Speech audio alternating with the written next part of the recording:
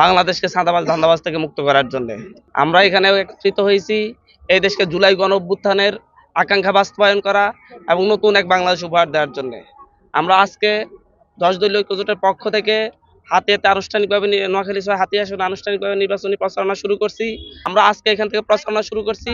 ইনশাল্লাহ আমরা বাংলাদেশকে ভারতীয় আগ্রাসন থেকে, আধিপত্য থেকে এবং এই দেশে সকল ধরনের পলিটিক্যাল দাসত্ব থেকে আমরা এই দেশের মানুষকে মুক্ত করবো ইনশাল্লাহ।